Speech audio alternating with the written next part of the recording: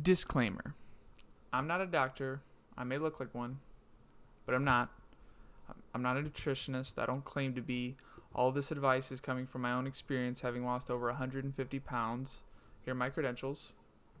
But like I said, I'm not certified in anything, so keep that in mind when watching this and other videos. So, on to it. Have you ever paid attention to the whole mainstream nutritional consensus and noticed that they constantly flip back and forth between fats being bad for you and fats being good for you, carbs being bad for you, carbs being bad for you? And I feel like regardless of if either of those diet models are effective or not, there's always been the consensus that protein is good for you and should always be included in your diet. But one question that always confused me, especially as I was starting out, was how much protein do you actually need in your diet? If you look on the back of a nutrition label and see that it says that you have 25 grams of protein in something and that makes up 50% of your daily value, you might think, oh, then you only need 50%. But this is actually based on a 12,000 calorie diet, which is, in my opinion, way too low for the majority of people. There's also the fact that this level is not optimized to your goals, whether that be for muscle building or fat loss, which is what most people would want to go for. So your next step is to look on Google, and even there you'll find wildly different results. As you sift through, though, you're likely to find a common theme of 1 gram of protein for 1 pound of body weight. So say you're 200 pounds, this means that in one day you'd want to make sure that you get 200 grams of protein. I do actually think that this model of just going by your body weight is actually very effective and can be very helpful because it's an easy target to shoot for rather than having to worry about macro percentages and all that kind of stuff. But is this figure of 1-to-1 really the optimal target? There was a study done in 2016, and I'll link below my sources that I'm using here, but they took a relatively trained overweight men. They found that a group that was consuming a little over a half a gram per pound of their body weight, combined with resistance and HIIT training or high intensity interval training 6 days a week and on a 40% energy deficit, was enough to maintain their lean body mass. Lean body mass is their muscle along with all other weight that isn't included as fat. Along with maintaining their lean body mass, they actually were able to lose about 7.7 pounds of fat, give or take 3 pounds, throughout 4 weeks. Meanwhile, in the same study, they had a separate group that was on a diet that included a little over a gram of protein per pound of body weight, which equates to about 2.4 grams per kilogram of body weight, daily, along with the same resistance training, HIIT cardio, and 40% energy deficit, were actually able to increase their lean body mass significantly, although it doesn't give an exact figure for that. In addition to gaining more muscle, they also lost even more fat at about 10.5 pounds lost, give or take about 3.5 pounds in that same 4-week period.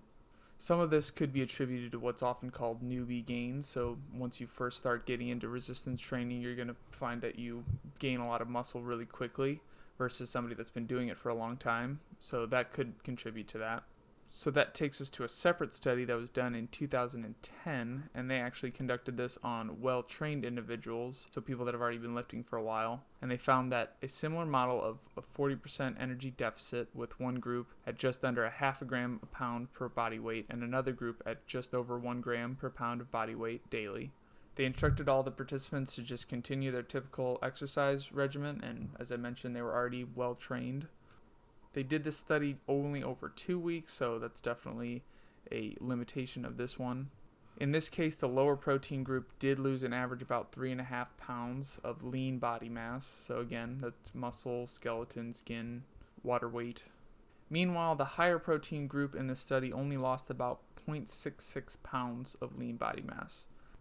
Both groups reported fat loss of about 3 pounds on average. And the data from this and other studies done on the same topic found that once you go beyond 1 gram of protein per pound of body weight, you're less likely to see higher results in your ability to maintain your muscle and lose fat at the same time.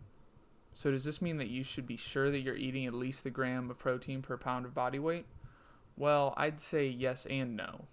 I think that the gram of protein per pound of body weight metric is great because it can simplify your goals and can also help you to optimize your results. But for a lot of people, especially ones that may be newer to this can be really kind of a difficult goal to hit, especially if you're at a higher body weight and on a higher calorie restrictive diet.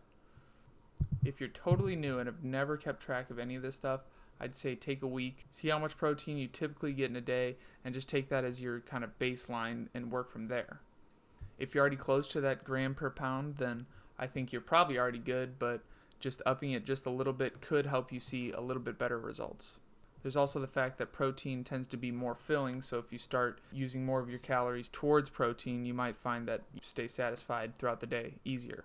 And if you're under half a gram per pound, then I'd say just start with half a gram and slowly maybe work your way up to 0.7 and then go from there until maybe you can get to 1 gram per pound.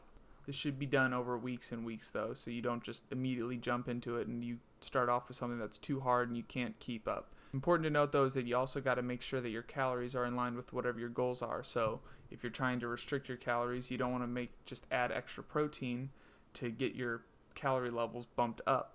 That's a common myth I think people often do is they think, oh, to lose weight I just need more protein, so they start just scooping protein powder and they eat everything else exactly the same, but all you've essentially done is added more calories into your diet, so you're actually going to be gaining weight if you start doing that. Now, if you're more advanced and already used to tracking your calories and your protein, then you might be able to look at things in terms of a percentage of calories rather than just a definitive goal. Usually in a day for myself, I usually have my protein fall within 30 to 40%. So of my overall calories in a day, I usually have about 35% of those calories come from protein. You can use an app like MyFitnessPal, which will show you of your calories what percent each macronutrient makes up. So that's protein, carbs, and fats. Now, if you're against using an app like that and keeping track of everything, day to day gets a little too daunting for you, you can use just a website. For me, I've used this website a couple times just to get a baseline, and then I plug it into MyFitnessPal to get my goals. I literally just Googled macro calculator, and this was the first one that came up, and I actually kind of like it. So you just put in your age. So for me, that's 23. Your height.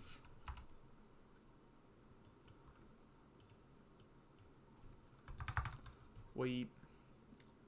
I'm right now about 195.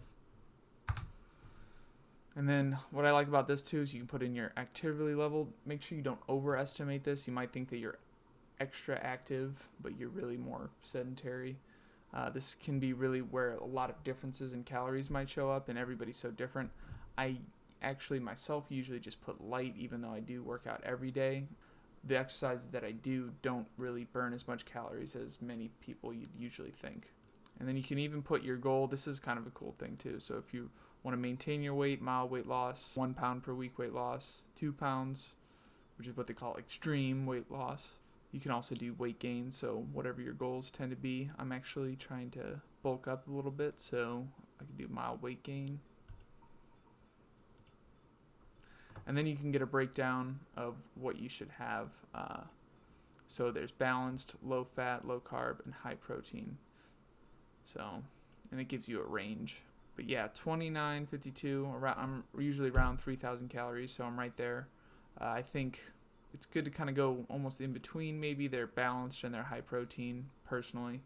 I think 252, that can be a lot for people. I actually usually do try to get around 250, even though I'm only 195, just because, like I said, I think more protein is never usually a bad thing unless your carbs and fats are getting too low, which if you're in a calorie surplus, it's easy to get enough carbs and fats while also keeping your protein high.